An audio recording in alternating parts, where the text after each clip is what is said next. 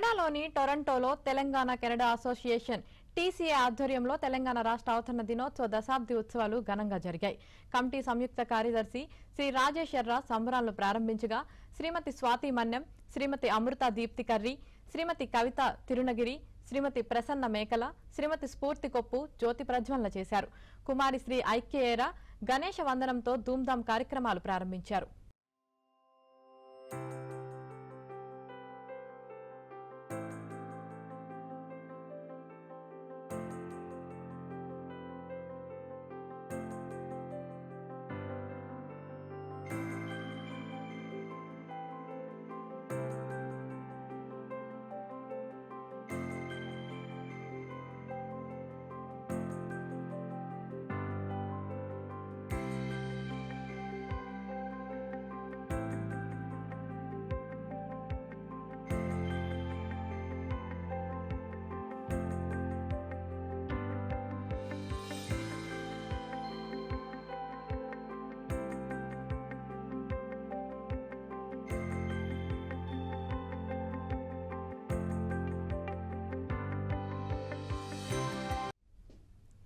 ధూమ్ధాం పేరుతో వైభవంగా జరిగిన ఈ సంబరాల్లో కెనడాలో స్థిరపడిన 1800కు పైగా తెలంగాణ వాసులు ఈ సంబరాల్లో పాల్గొని సందడి చేశారు.